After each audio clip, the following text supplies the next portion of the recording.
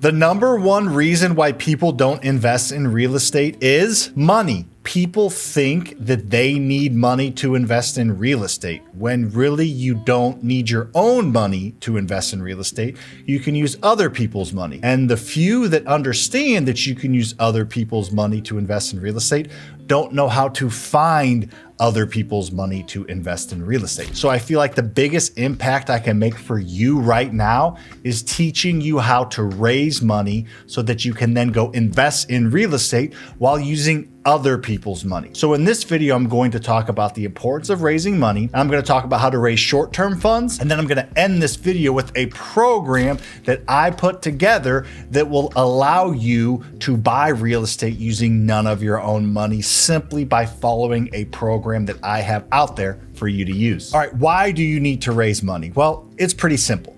Assets create wealth, whether you're talking businesses or real estate, obviously more specifically for this channel. Real estate builds wealth because it's an asset and you need money to buy assets. If you don't have enough money to buy those real estate assets, are you SOL or do you borrow money to buy those assets? Ding, ding, ding. Let's go with the second answer there. That's why I started borrowing money, because I knew that real estate would create wealth for me, but I didn't have enough money to buy that real estate. So I ended up borrowing money to buy that real estate. And guess what happened? That real estate created wealth for me, all without using any of my own money. That's why I sit here in my office telling you this story, owning $50 million worth of real estate that I bought in the past 10 years without using any of my own money. And before you think that I inherited money or before you think that somebody gave me a big leg up, you're wrong. I didn't inherit a dime. My parents grew up in the middle class. My dad was an engineer. My mom was a part-time teacher.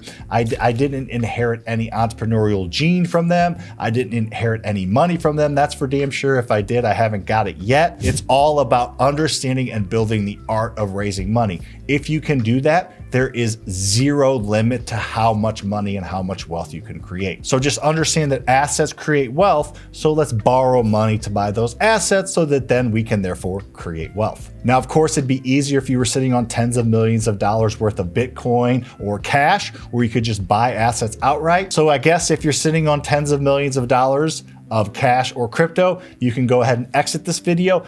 Everybody else that wants to get ahead financially that's not sitting on that, keep watching. All right, so there are two types of funding sources that you need to find. It's short-term funding and long-term funding. Short-term funding is for the purchase and rehab of a distressed real estate asset, and long-term funding comes into play only if you're planning on holding that asset as a rental property.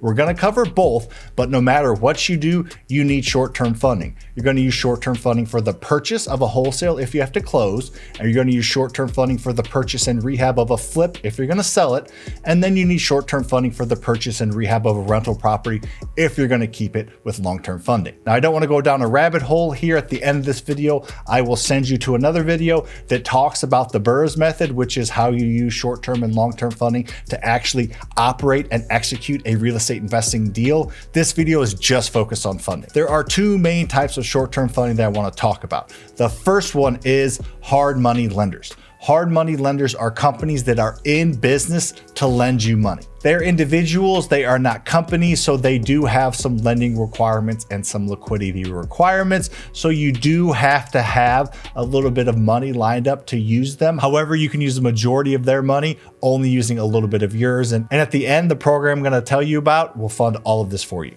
Let's talk about some pros and cons of hard money lenders, and then we're gonna move on to the holy grail of short-term funding, private money lenders. Hard money lenders are professional companies that are in business to lend you money for the purchase and rehab of distressed properties. Now, the fact that they are businesses, they are going to have some requirements. So let's talk about some of the cons first. You are going to usually have to have some liquidity in the bank.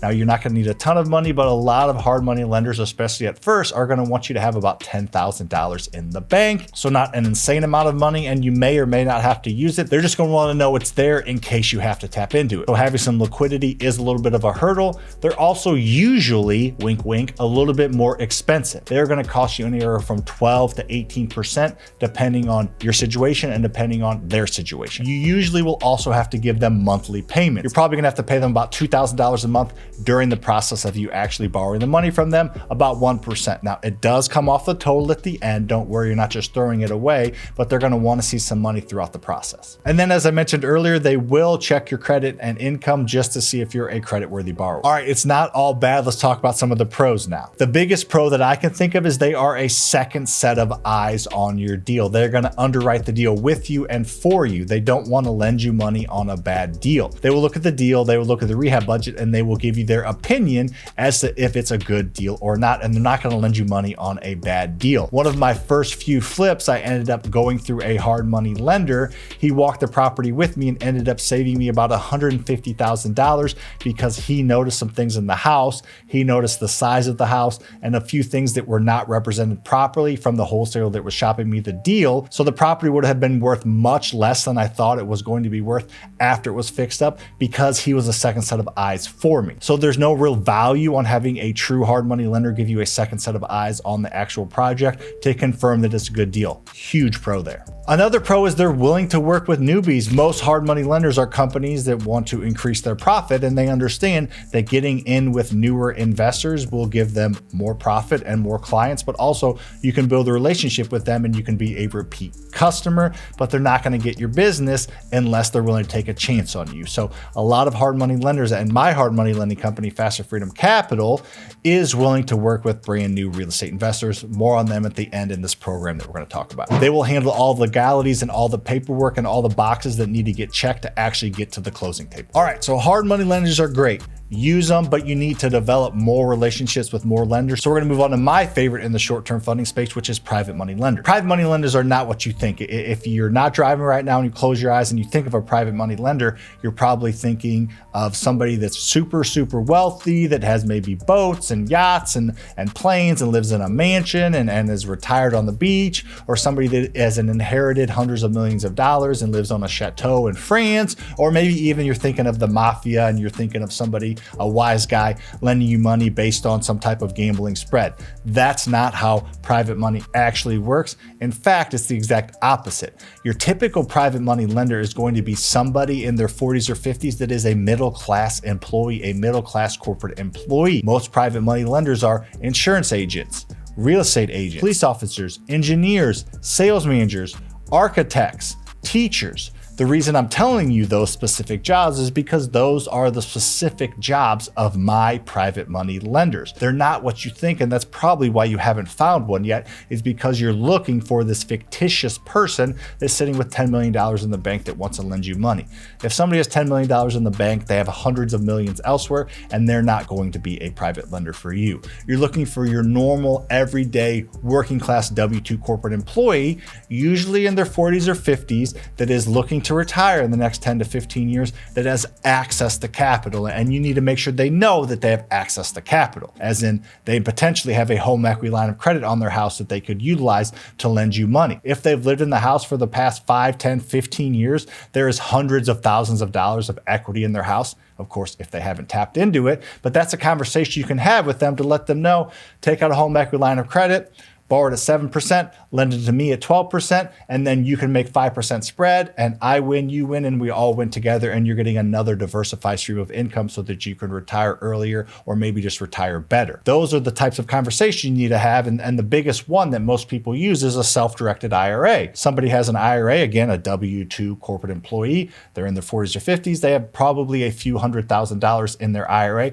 They can self-direct that and lend that out to you and make a tax-deferred spread on that and do very, very well and be very protected and have another, again, diversified stream of income. That's the key here, is your conversations with them are telling them that they have a diversified stream of income that allows them to continue to make retirement income on whatever else they're investing in, but you're just opening up a new channel for them. You're not asking them for their entire investment or their entire nest egg. They're going to say no to that, but you're asking them to access funds that they have access to, that they may or may not know they have access to diversify their return. They can do this with their 401ks, money market accounts, a lot of different places. Just know that there are conversations to be had with normal everyday people that you know. I ask people all the time in my presentations I give, I say, raise your hand if you know a private money lender, raise your hand if you don't. And everybody that raised their hands and said that they didn't know a private money lender was lying, because everybody does know a private money lender. You just haven't had the right conversation yet. And if you want help on that, check out the description of this video. I have a free training that will lead you to learn more about my community mentorship.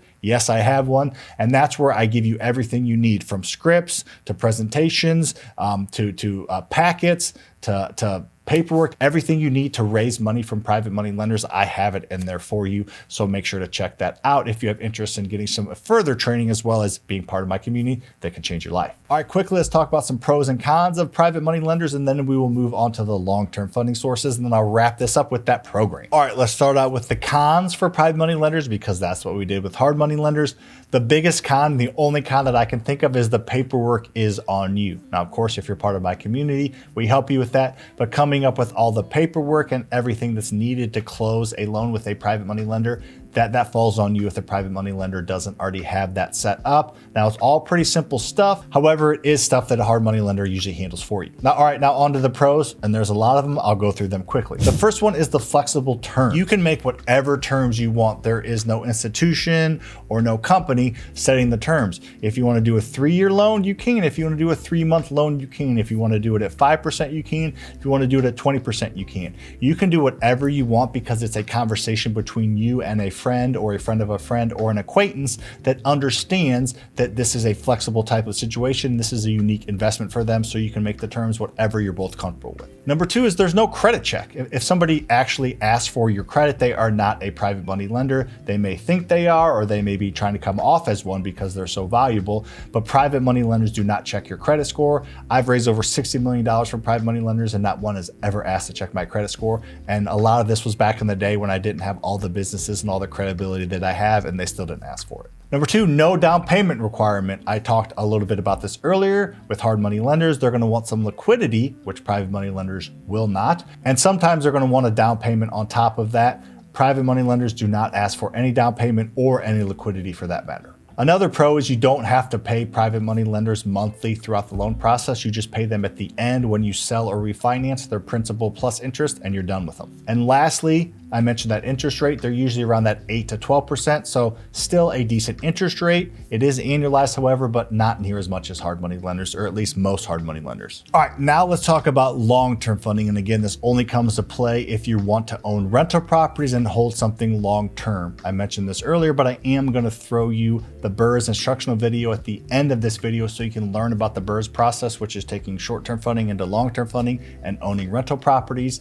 This long-term funding sources are going to be something where you're going to have a loan for 20 to 30 years at a much lower interest rate than you get from short-term lenders. Hard money lenders and private money lenders are not going to probably want to give you a loan for much more than 6 to 12 months. So that makes it pretty hard to buy a rental property and have to pay it off in 12 months. However, if you go with a long-term funding source, you're able to pay it off over 20 or 30 years at a lower interest rate, which again allows you to cash flow, allows you to use the rent and pay off all the expenses, plus obviously the principal and interest from the mortgagee that is giving you the actual loan. Your typical long-term lenders are going to be small local banks and national DSCR lenders. Small local banks are just that. They're local community banks that are small. They're not your Bank of Americas. They're not your commerce banks. They're your small local community banks that lend out money to small businesses to stay in business. That's how their business operates. That's how they make their income, is lending money to small business owners. Now, most of them lend to all different types of small business owners, but if you become, and when you become a real estate investor, you will then now be a small business owner, and they will lend you money on your deals. Now, they make a profit by holding the mortgages in-house. If you have your mortgage with Wells Fargo or Rocket Mortgage or Bank of America, they take your residential mortgage and they make it fit this perfect little box. That's a box. And then they sell it on the secondary market, and they don't hold your note anymore. That's not what happens with small local banks. They hold your note in-house, and they make a little bit of a spread on what they borrow money from what they lend it to you every single month. So they need a volume, a portfolio of loans. They're called portfolio banks. You have a portfolio of rental properties. That's how you make your money, a little bit of cash flow every single month. They have a portfolio of loans, exact same thing. They end up holding them in-house, which is great for us because they don't have to live by all of those rules and put every single loan in a box that the secondary market requires. So there's much more flexibility, which allows you to potentially cash flow more. Now, the cons kind of come with them a little bit, is their interest rates are a little bit higher right now. Typically, you're going to get around 8-ish% from a small local bank over 20 or 25 years, which is not the end of the world, but that makes it pretty tough to cash flow at a little bit higher interest rate and a shorter loan period. Now, the thing that's been working for me is these 30-year DSCR loans. DSCR stands for Debt Service Coverage Ratio loan, and that basically means if it's a good investment, if the asset produces cash above and beyond all its expenses, we will lend you money, or a DSCR lender will lend you money. And again, I have my own national DSCR lending company. I'll tell you about the end when we do the program. A good national DSCR company is going to give you a 30-year loan at usually in the mid to upper sixes right now. I've seen a lot at 7-ish%, and we're talking beginning of December 2024 right now. I've seen a lot of DSCR lenders in the low sevens. We just did a few loans in the low sixes. So imagine you go into a small local bank and getting a $250,000 mortgage at 8% over 20 years. And you go to me or a different DSCR lender and get a $250,000 loan at 6.5% over 30 years, that's going to save you over $500 a month, $500 less in a monthly payment using my company or a company like mine, which is why these have become very popular over the past couple of years. And of course, it's going to ebb and flow. In a few years from now, small local banks, interest rates will be back down a little bit, and who knows where DSCR lenders will be. But the beautiful thing is you lock it in for 30 years. So these national DSCR lenders are becoming quite the thing. And if you hook up with a good one, they give you a great appraisal, close in a week or less, and you can actually cash flow and still buy cash producing assets that will build wealth for you with other people's money in today's market. All right, all that being said, make sure to check out the description for some more extra training, as well as more information on my Fusion funding program that I want to talk to you about. Up until this point, this has only been available for students. Now, students do get a little bit better rates, but let's not worry too much about that. You can still get really, really good rates. What my Fusion funding program is, it blends together Faster Freedom Capital, which will fund the purchase and rehab of your property with some liquidity, with some down payments, with, if you're keeping it as a long-term deal, with a 30-year DSCR loan. You can literally get your fix and flip loan with us and just roll that into a 30-year fixed DSCR loan if you're keeping it as a rental. If you're selling, you can use our fix and flip program and buy it and fix it up and then sell it and then recoup the profit and then move on to the next one. Now, the key where this makes a lot of sense, which nobody else is offering, is our hard money lending company, and anybody else's hard money lending company for that case, is going to require some liquidity, some down payment, and some monthly payments. We do that. But what we also do that others don't is we introduce you to an unsecured business funding program where you can then get that money for that. If you're sitting on the cash, great. If not, we have a program that we can introduce you to that will allow you to get, depending on your credit score and depending on your situation, 10, 20, 30, 50. We had one student get $170,000 of cash, 0% for 24 months. So you're getting a loan, which is what you'd be doing if you're using a private money lender for everything. You're getting a loan that will help for the liquidity and the down payment needed for the hard money lender. You go to the hard money lender, buy it, fix it up, and then sell it, pay the unsecured business funding back, pay your hard money lender back, keep the rest as profit. Or if you end up getting a DSCR loan, you get a refinance, you take that cash, pay back your hard money lender, us hopefully, plus interest, pay back your unsecured business funding plus interest. Boom, you now own a rental property that you bought, if you did it right, using none of your own money. So that was a lot to understand that. But again, in the description of this video, you're going to have some additional training resources. You're also going to have introduction to the Fusion funding program, which can fund 100% of every single deal you do, assuming you qualify. It's not private money, but it's the next best thing. All right, that was a lot. Go back and watch it again if you need to. Make sure to like this video, hit the subscribe button, check out the description, as I said, and check out this video over here where I walk you through the BRRRR method so you can understand how to leverage short-term and long-term funding to create wealth using none of your own money. See you on the next one.